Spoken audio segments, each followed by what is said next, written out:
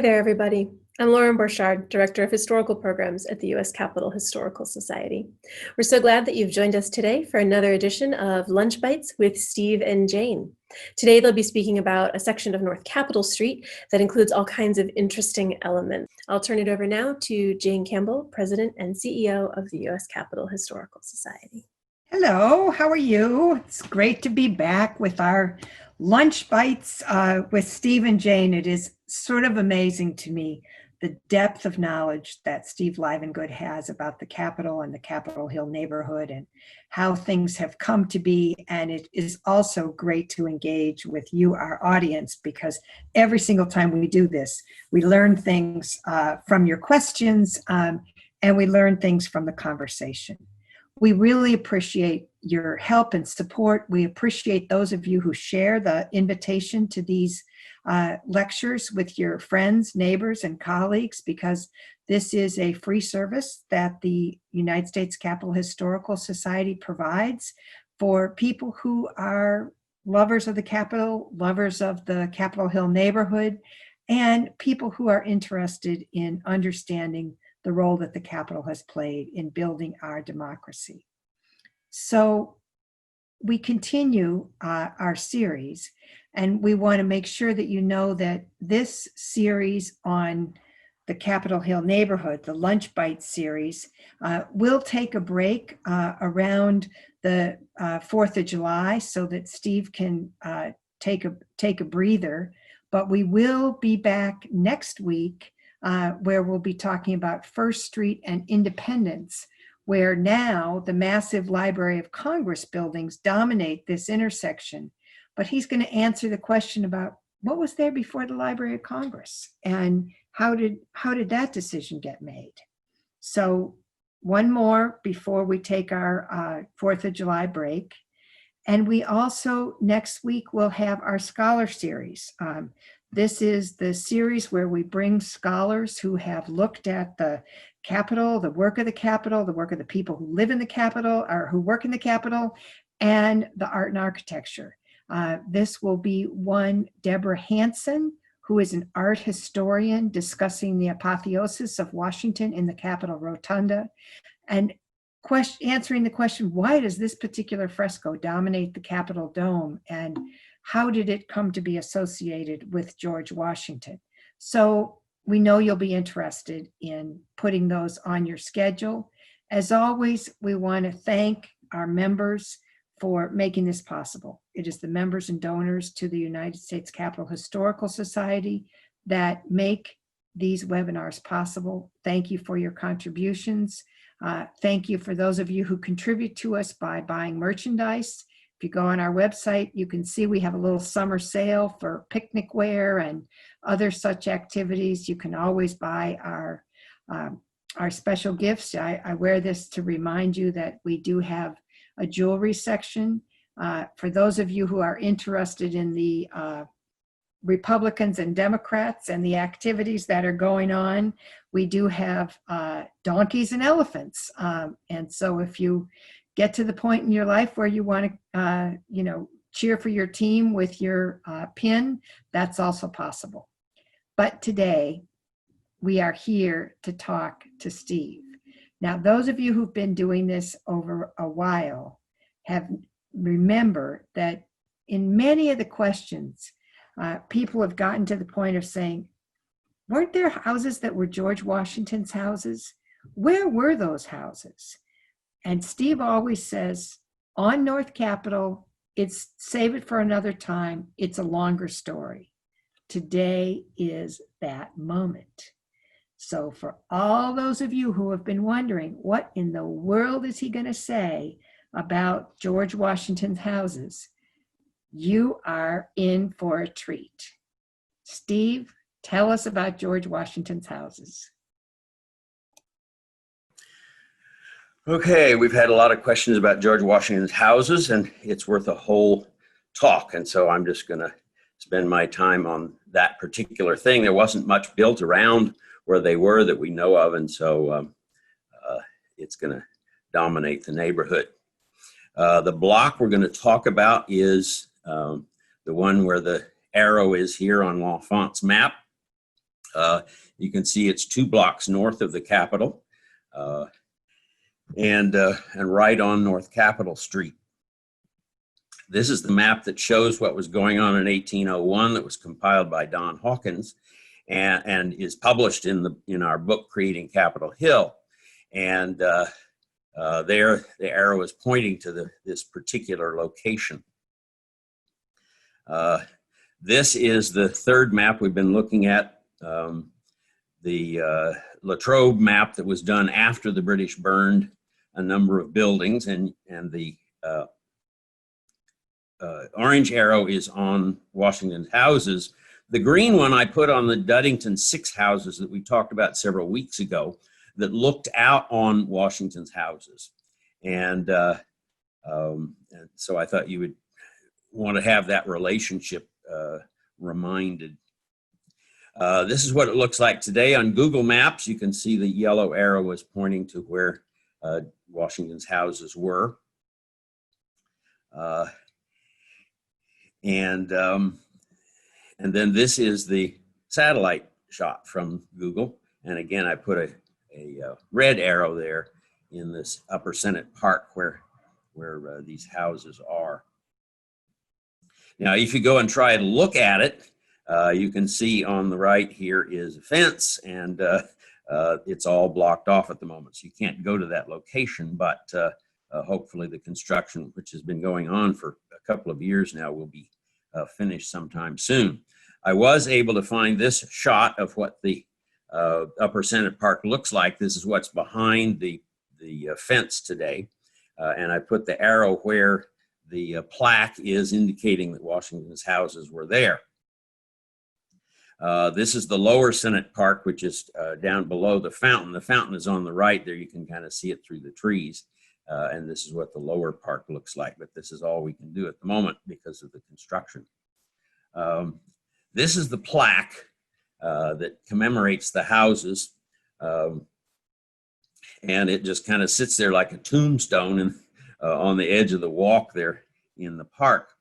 I made this shot to show more about what it says. It says, "Here were the lots acquired on October 3rd, 1798 by General George Washington, and on which he built 2 brick dwellings from designs by Dr. William Thornton. A dwelling remodeled from the 2 dwellings was owned and occupied by Admiral Charles Wilkes, the famous explorer." So it's interesting they've selected one of the many people who lived there to commemorate.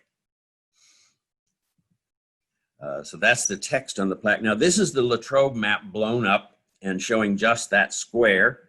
And if you remember, the buildings on this map are indicated by whether they were, they're all brick, and they're indicated by whether they still existed or not. If they were burned by the British, then they're a hollow square like this. And if they were not, then they're filled in. So, and this, the handwriting you can see down the middle says "Ruins of General Washington's Estate." So that indicates that these were among the buildings that were burned by the British. Here is a drawing of the houses. And we think this is done by George Washington himself. So there's some question really whether William Thornton actually designed them or whether he simply advised Washington in designing them. But I should mention that George Washington bought several lots in the city. This is only one pair. He bought 3 different groups. This one was to be residential. He bought two commercial lots along the Anacostia River, and he bought lots for cultural purposes on the west side of the present-day Old Naval Observatory, which is on 23rd Street Northwest. He bought land to be used as a botanic garden. Once he left office, he felt he should be contributing to the development of the city. He wanted to stay involved in its construction and development, and so he bought several lots. These are the most famous of them because he put up these 2 houses. We've talked before about Thomas Law, who was greatly involved in the development of the city and who had married Martha Washington's granddaughter.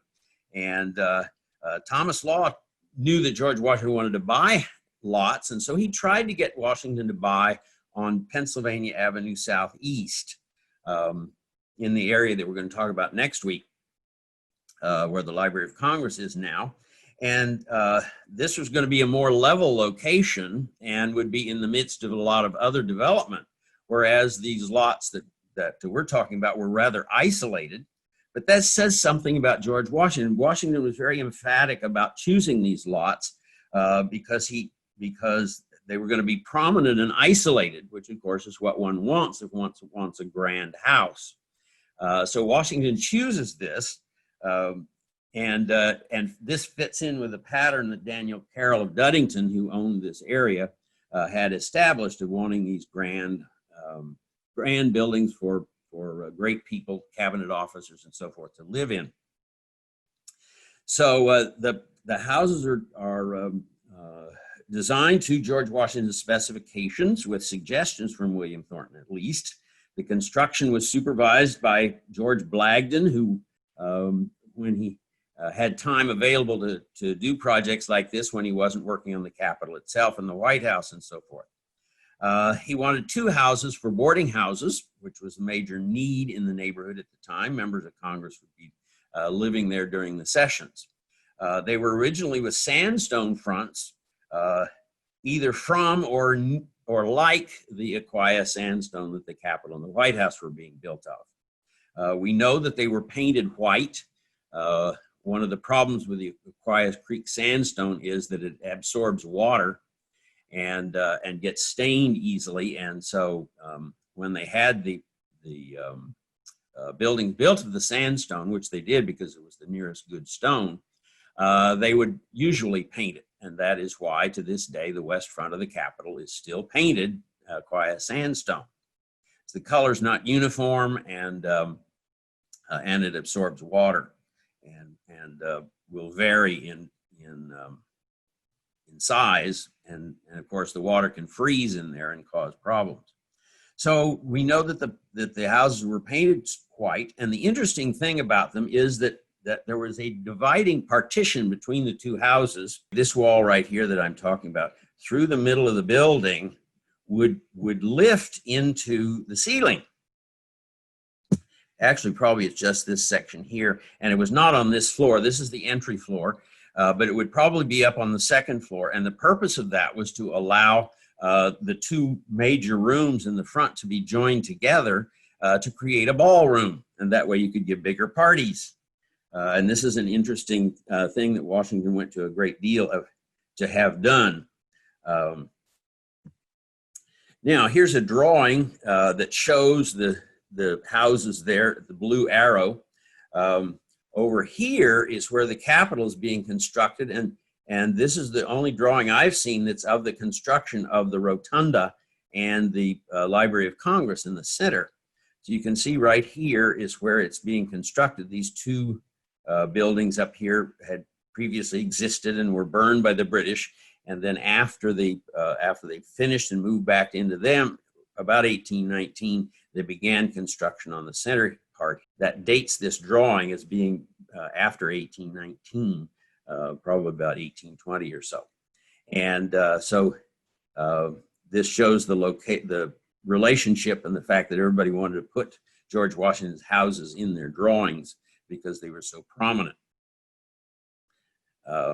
This area down here is where Tiber Creek was, and so we've talked about that. Thomas Law, once he got George Washington to build the buildings, asked Secretary of State James Madison to live there. You remember he got Albert Gallatin to live in the Sewell House, and he tried to get Madison as Secretary of State to live there. But Madison preferred to live over by the White House, which is where the State Department was. So instead, the Secretary of War, the next ranking official after State and Treasury, the Secretary of War, General Dearborn, lived there while he was Secretary of War. And then the Minister of France, lived in the other house at the same time that Dearborn was there.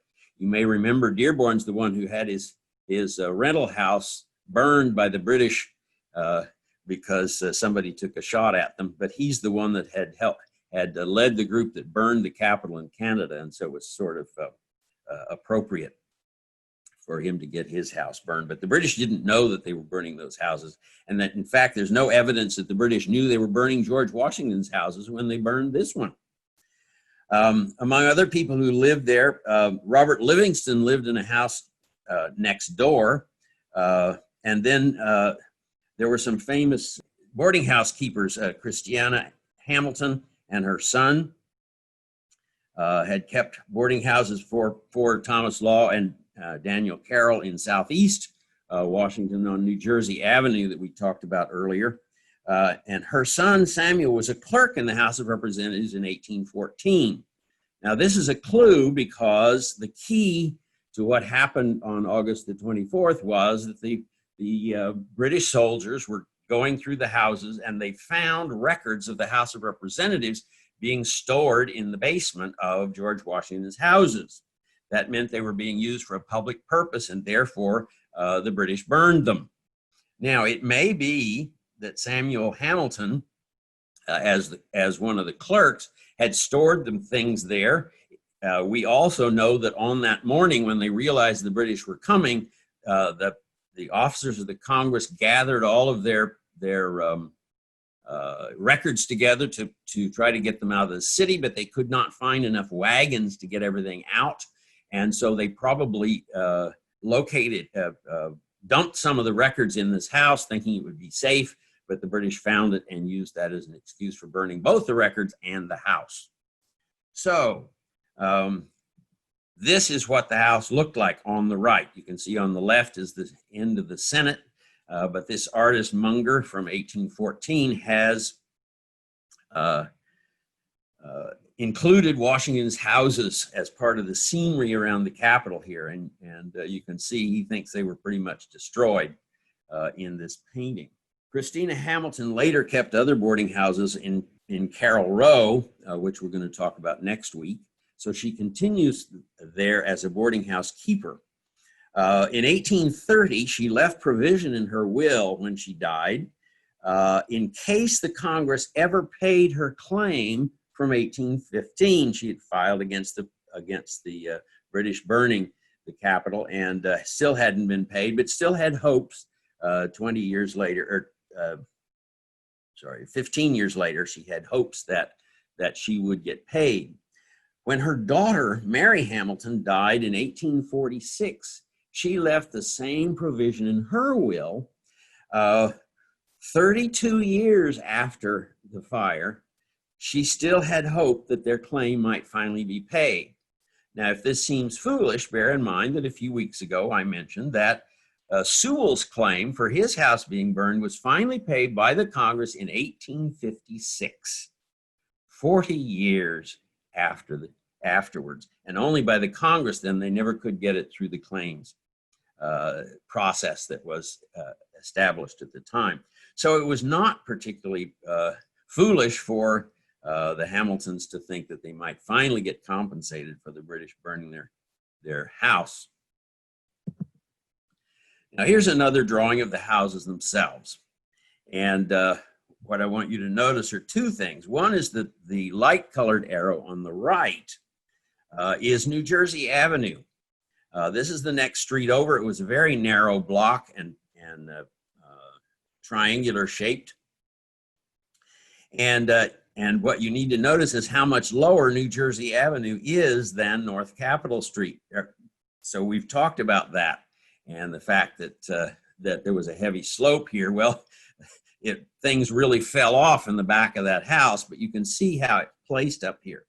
But we know that this particular drawing is done after 1855 because that's when they cut the street in front of the house and forced them to use this heavy staircase that is indicated on the left.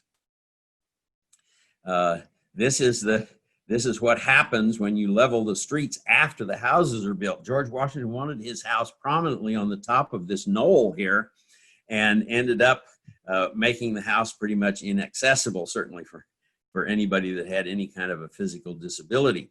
So it's perched up there on top of this mound with New Jersey Avenue low on one side and North Capitol Street low on the other. Now, what that did allow was that his kitchen was behind the house in the basement, sticking out behind. After the building was burned, Thomas Law's son, Edmund, bought the ruins. We don't know whether he actually bought them for his father or what happened at that point, but the houses were rebuilt by stonemason Peter Mort on the same foundations with the same plans, except that he did not use Aquia Creek sandstone. He made it out of brick. Another source says that it was actually done by a man named Thomas English. So it's not clear who actually built the house that you're seeing, but this is what they looked like after about 1818. We know that you can see that it's decorated decorated brick there, but you can see the pair of front doors there and the house up above. Steve, there's a question someone's asked. Okay. And that is, in the original George Washington houses, did they build slave quarters? Most likely, the slaves would have been kept in the city in the garret, in the attic, or slept down by the kitchen. As I said, the kitchen was below the house in the back, and so there was slave labor in use there, and they would have, but there was not much room for outbuildings here. George Washington actually purchased one of the lots on New Jersey Avenue so that he could have access to the back of his house. But I've not seen any actual identification of the outbuildings there.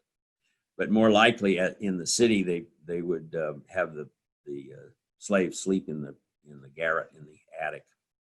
Got it. And then someone asks, are they seeing vines? Is there like ivy or something growing on the house? No, I think those are trees. Okay. Sorry, this is, I think, part of a stereo card, and so it's not very clear. We don't know much about it, but those are trees on the front, not vines, I believe. So James Greenleaf, that we talked about a few weeks ago, lived in this house for one summer with his wife as he was trying to persuade her to move from Allentown, Pennsylvania to Washington or spend more time here. And as the plaque says, Charles Wilkes lived there before his 1836 expedition. I wasn't able to find the exact dates that he was there, but one of the interesting things is that he built an astronomical observatory on the roof. And this is important because it was Wilkes's job to keep the clocks in the Navy. One has to understand that clocks were absolutely crucial in navigation, because the only way at that time to know your longitude was to know what time it was in Greenwich at that moment. And so every ship, in order to navigate, had to carry a clock that was set to Greenwich Mean Time. Well, clocks in that day were not all that accurate, and so you had to have someone who timed the clock for a long period of time to learn what the error rate was on that clock. So every ship captain had to have a clock, and then he had to know the error rate of that clock so that he knew how far off it was. And then he would take sightings at noon and at midnight to determine from the stars what they could about where they were, and then he would compare the clock, what the Greenwich Mean Time was at that moment, and know their location by longitude. So this is crucial, and you have to keep a whole bunch of clocks to have them ready to give to the sea captains. And that was Charles Wilkes's responsibility for the Navy. When he stopped doing that, the Navy realized that they had to have their own observatory, and that was why they built the U.S. Naval Observatory by 1844, the one that still exists on 23rd Street, just above Constitution Avenue. When that observatory was built, it was the finest observatory in the world. And the only problem was that they had not paid attention to the fact that that neighborhood was known as Foggy Bottom, even before the people settled there. And therefore, because of the fog, the observatory wasn't all that useful. So they had to move it out to Massachusetts Avenue, which is where it still exists. And of course, the clock counting the time is there in the along Massachusetts Avenue. So you can go check your watch there if you want to the billionth of a second or whatever it is that they track. But the Navy still has a large responsibility for time in this country, and that is connected with this house because of the observatory that Wilkes had on top. Now, when Wilkes went on his expedition, he was charged with bringing back samples of the plants that they found. And among other things, while he was out there, he discovered Antarctica. But he collected plants all along, and when he came back, they decided that those should be kept in a repository for the American people. And so they revived a moribund agency, the U.S. Botanic Garden, and the Botanic Garden that we have today was created to hold the samples that Charles Wilkes brought back from his great expedition. Now, I have shown you this photograph, which is actually cropped from another one, and this is it. You can see there's more house there. That is the Livingston house that I mentioned.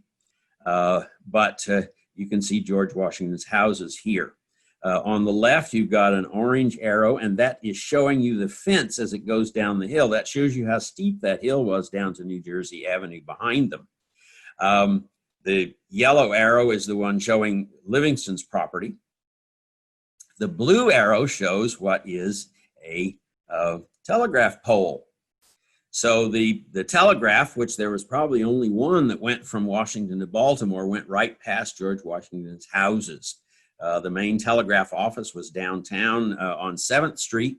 And so the telegraph would have gone there, probably just followed the railroad tracks from the B&O station that was in the neighborhood there and followed them to Baltimore. The green arrow shows the steepness of the cut down to this leveled street and shows you that's probably the retaining wall that was keeping the houses from sliding off. And finally, the arrow at the bottom is pointing to this row of stones. Those are all marble stones that had been cut for the building of the Senate extension. And they were still putting stones on it in 1863 when this photo was taken. And it was the extensions that caused the leveling of the streets around the Capitol building. But this shows you the price that George Washington paid for having chosen these lots over the ones that Thomas Law suggested, because he wanted his houses to be unique and up high. But you pay the price once they try to put in water and sewer of making the houses not very useful. Now, that process of street leveling really hit in Washington in the 1870s, the early 1870s under Boss Shepherd, and we've talked about that several times because of what he did. And we will get to that in a few minutes. But this is the later picture, and this is the one that Matt Erickson of the Capitol Guide Service helped me locate.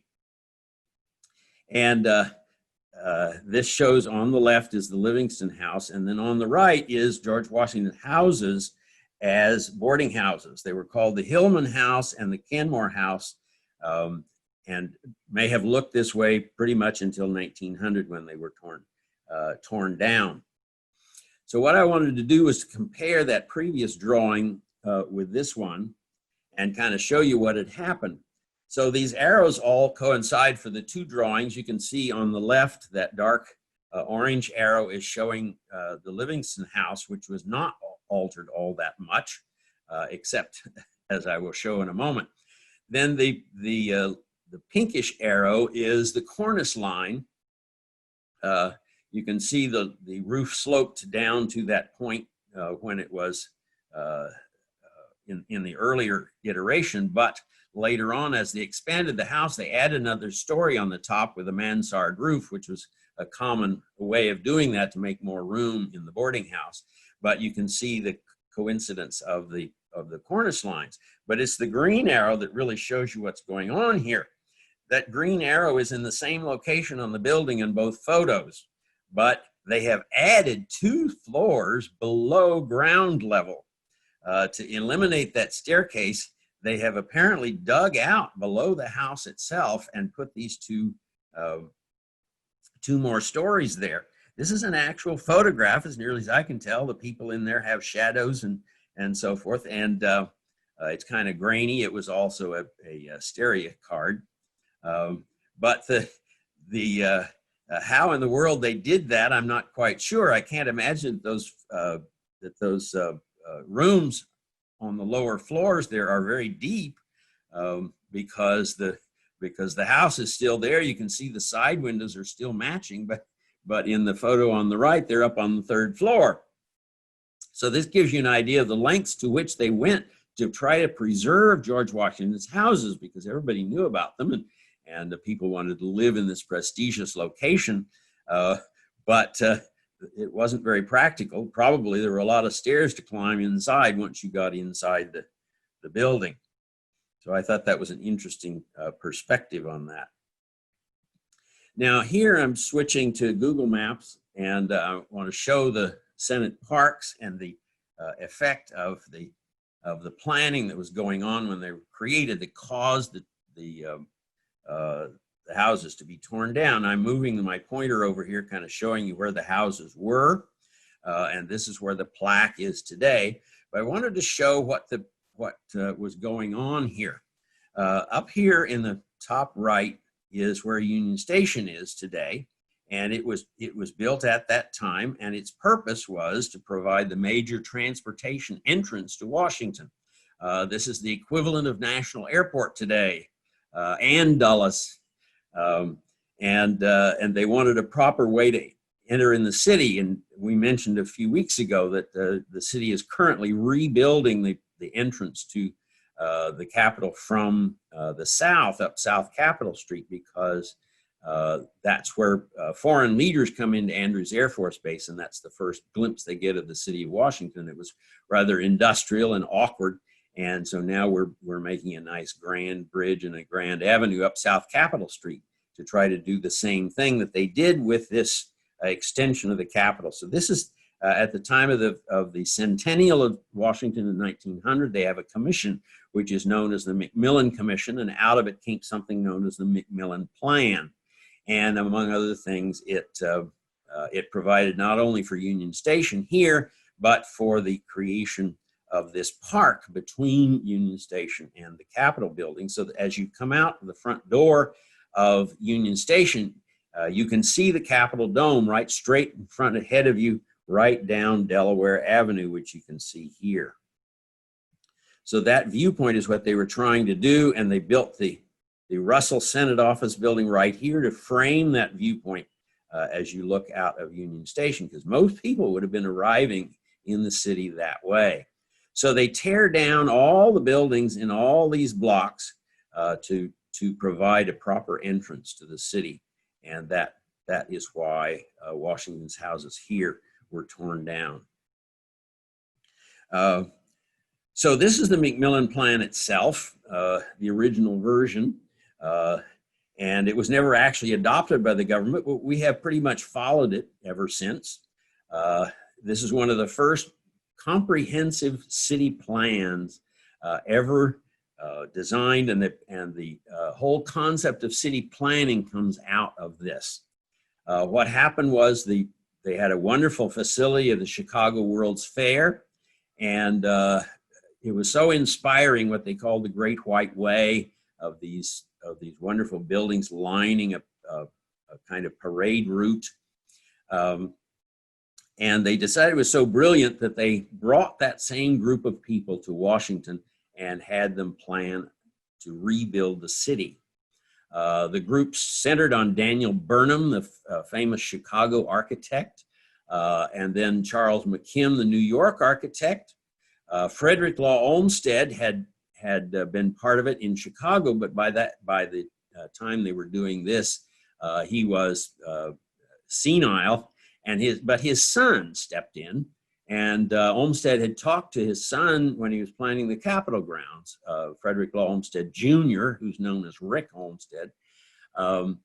Fred had talked to Rick, his son, about what Washington could look like, and so Rick gets the opportunity to actually carry out his father's vision on this commission. The fourth member of the Chicago group was Augustus St. Gaudens, the sculptor, but St. Gaudens himself was quite ill by the time of this and did not play much role in Washington. But they created this plan called the Macmillan Plan to give people an idea of what Washington could be.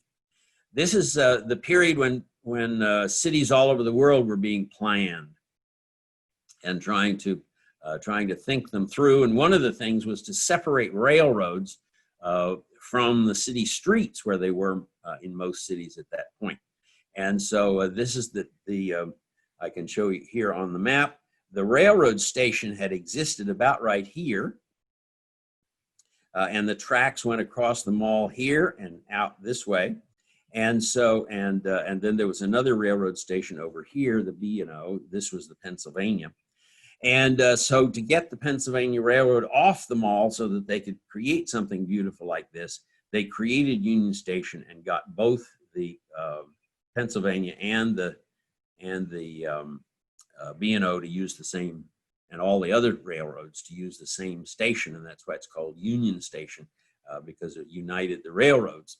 It was not celebrating the victory of the Union in the Civil War.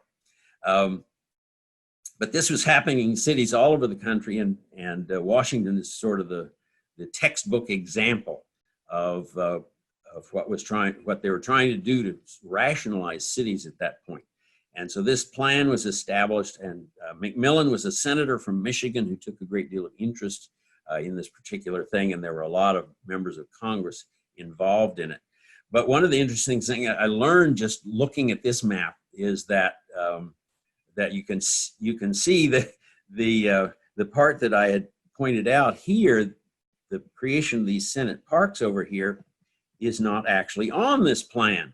Now, I learned from reading that there were alterations made to the plan, and Union Station became part of it, and so forth. So it actually does make date to the Macmillan Commission. It just wasn't on the original plan. This is something that they added, was this park system over here. So we have the connection to Olmsted. The fact is that the mall that we can see here did not exist as we know it today. The major building was the Smithsonian Castle that was over here and kind of stuck out, and all of the paths and the gardens were centered around it. And they had the problem that Washington Monument, which is here, is not actually on an east-west cardinal direction from the Capitol. It's a little bit to the south, because the land that was up here where they would have wanted to build it wasn't solid enough to build a big structure like this, so they had to move it a little bit to the south. And so part of the purpose of this is, if you notice, the mall is a little bit, when you get down here, it's a little bit wider there than it is down here. And the reason was to create an east-west axis that was in an identifiable straight line, but they had to kind of skew it a little bit because Washington Monument was already out of line. But that's one of the things that they did, and you can still see that in the mall today. But this is the plan that they're working from, and they add Union Station to it, and the Senate and House office buildings. The Cannon building on the House side and the Russell building on the Senate side were both part of the implementation of the Macmillan Plan, and both of them were occupied in 1909. Union Station was occupied in 1905. Jane, do we have a question? We do. So someone was asking, when you were talking about Union Station, and is that where President Garfield was shot? or was he shot at the old station on the mall? He was shot at the station that was down here. Yes. But Union Station was designed for that contingency because they designed a special room for the president to wait in Union Station. It still exists in the east end of Union Station is the presidential room. Back when that was B. Smith's restaurant, you could actually have a party in the president's room there. It was a private room for the restaurant there. I'm not sure what's going on with it now, but that was the VIP waiting room down there. And there was a special side waiting room just for the president. Oh, interesting. Any other questions? Then the other question is, in the 1900 photo that you showed of the houses, someone was asking about the flag. Was that United States flag that was in that that you see there on the? Yes. As a matter of fact, when I first looked at that photograph, I was quite concerned that it looked like the Confederate flag flying up there. But when I squinted and got up close, it is definitely the Stars and Stripes. Well, that's good. And then someone tells us, this is, as we always say, learn something from our folks. Yes. There's a marker at the National Gallery of Art on the mall side at 6th Street that notes where Garfield was assassinated. Ah, yeah, I think I've heard of that. I don't recall that I've ever seen it, but yes. You know, that we love our listeners. They always add something to the conversation. So thank you very much, Lorna Grenadier. Okay, go back. Tell us. Okay, now I'm going to show a little bit of the big picture of what went on. On the left, we have a topographical map that Don Hawkins has compiled of what the city looked like before, or what the land looked like before the city came along.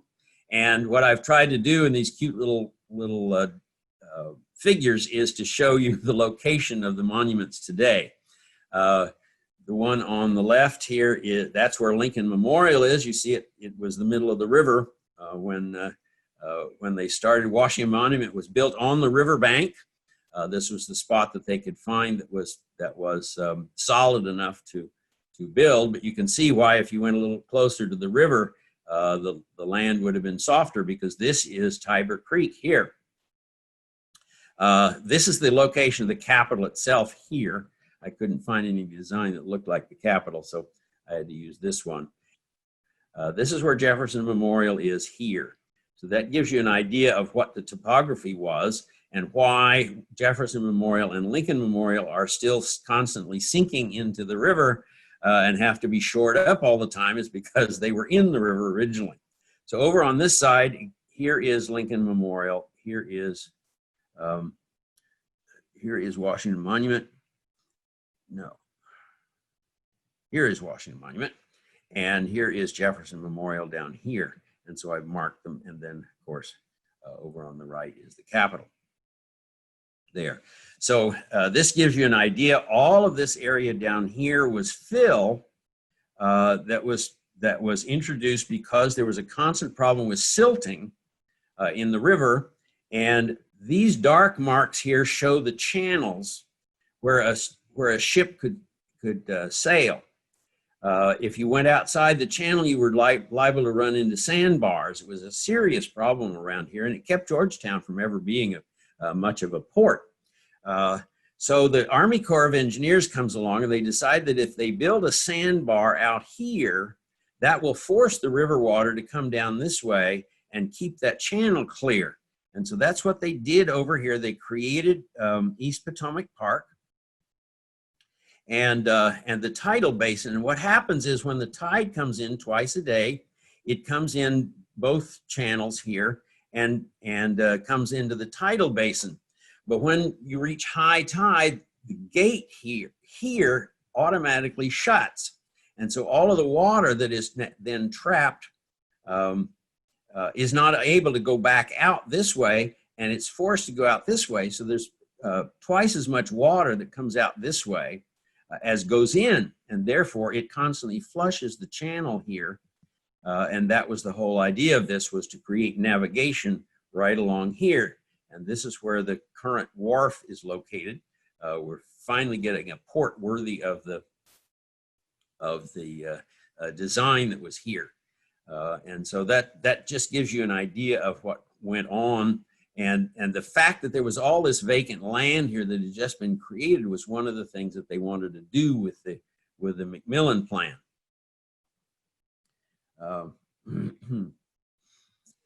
Now I want to talk briefly about Swampoodle and what was going on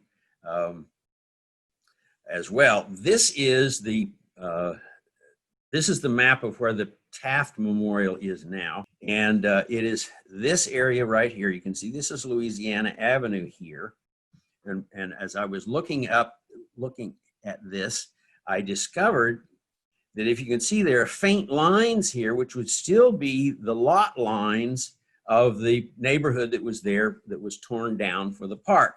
Right over here is where the Taft's Memorial is, and all of this is just open parkland now. But for some reason, they have kept, Google Maps still has the lot lines from the neighborhood. Now, these are tiny lots, and so it shows it was a very low-class neighborhood of Swampoodle in this area. And this is what it looked like. This was the Washington's baseball stadium before they had things like bleachers and so forth. The early baseball teams played here. And over on the right, I have put an arrow showing the tower there. That is the B&O Railroad Station tower that was at the bottom of the hill. And so the B&O Railroad tracks probably went right across here. Can't tell for sure, but the tracks are around here because this is the direction that they went. But this is what was in the location of Union Station, was the baseball field. Here is the house again, George Washington's houses, and I thought that was an appropriate thing to talk to for us to look at if anybody else has questions. This is so interesting to really see how planning happens. Someone wants to know, what is Swampoodle? Where did that word come from? Ah, okay. There's a kind of a plaque, commemorative marker in Union Station about Swampoodle. That was the name of this whole neighborhood. We had talked about it earlier because this was the area where those 6 ladies complained that they were looking down on lower class people's houses. It was an Irish neighborhood in particular, but there were lots of African Americans there, both enslaved and free, and they were building these cheap little houses that these women didn't want cluttering up their view as they looked out over the city. And so it was considered a low-class neighborhood, and people kind of made fun of it. As the cattle that were and the swine that wandered through the city until the 1870s and 1880s often gathered in Swampoodle because that was the best place to find grazing and so forth, and socialize with other animals of your kind. And so it was famous for that as well. And then a lot of lower class people who lived there had their own animals that were going wild. So Swampoodle was a famous neighborhood and is commemorated with this display at Union Station. And one of the things we had a brief conversation about offline is when we talked about the fact that the women who were in the fancy houses all complained with their petition. Yes. In fact, their husbands were, we presume, living in the houses, but the women were the ones who led the conversation, and you opined that was a particular way in which women could influence the politics of the time. So can you kind of recreate that conversation? Yes, this is an interesting thing that a lot of people don't know, is that early on in our history, I mean, beginning with the first federal Congress, women, of course, did not have the right to vote anywhere in the country except women who were not married property owners in New Jersey, and they did not vote, and so that right to vote was taken away from them. But they quickly discovered that petitions were the way that women could affect government. And so through much of our early history, right up until women got the right to vote, the submission of petitions and the acceptance of those petitions by Congress and taking them seriously is a symbol of the role that women actually had a unique role in many ways in the early part of our government. This is the way women participated, was by submitting petitions. Now, I understand it was a very small percentage, maybe 1 or 2% of the petitions that were in the first federal Congress.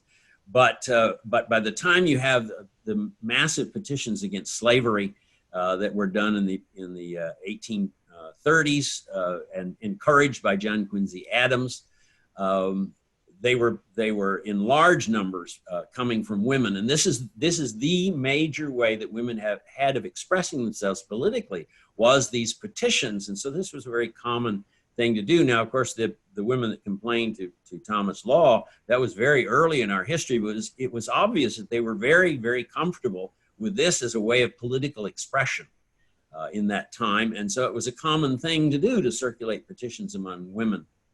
And this is an example of that. And this wasn't a governmental matter. It was a personal matter, but the women got together and felt strength in their numbers and demanded of Thomas Law that he not interfere with their beautiful view by constructing houses for lower class people that they had to look at when they went out their front doors. So we're coming to the end, but we've got a handful of questions that I want to try to go through quickly if we can. The baseball diamond really got people's attention. Good. Does it have a name? Was there a baseball team? Did the team have a name?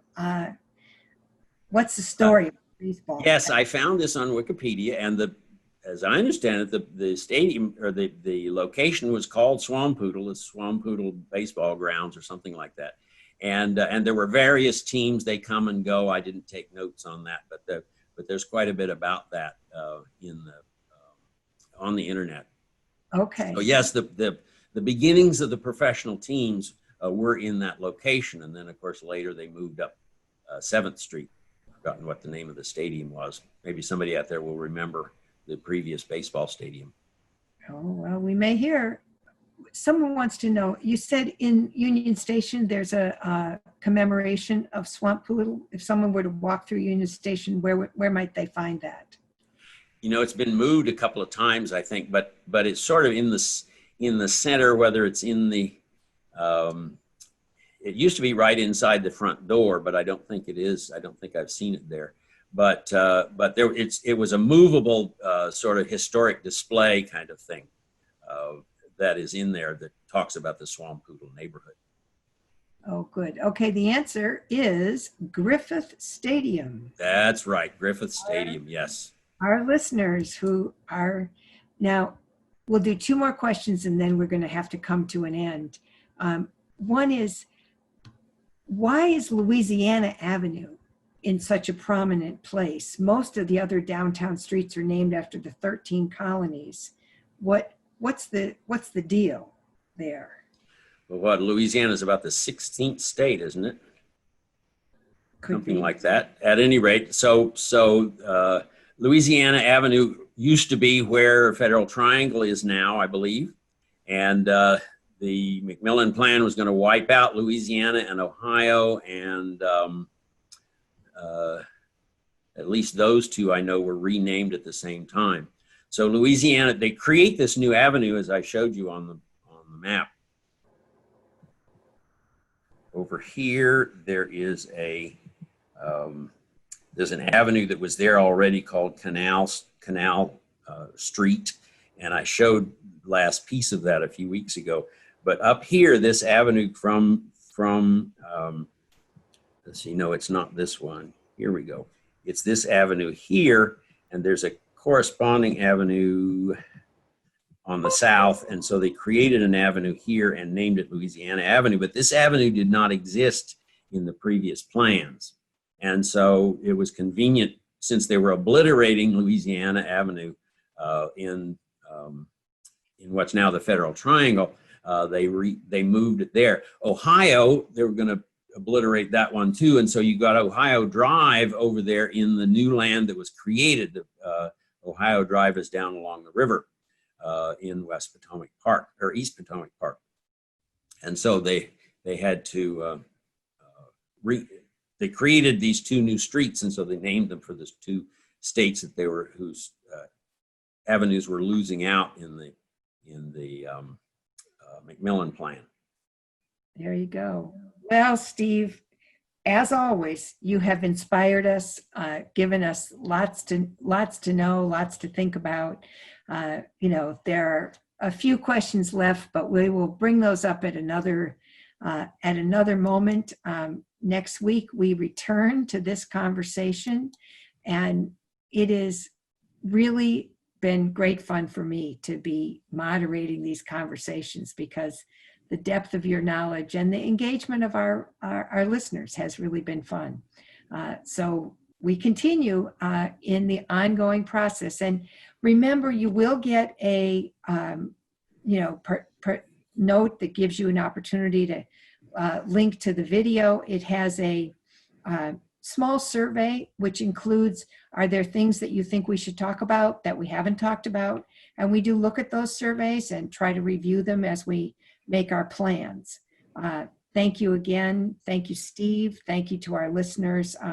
We appreciate each and every one of you being part of this and for your support of the Historical Society. Have a good day.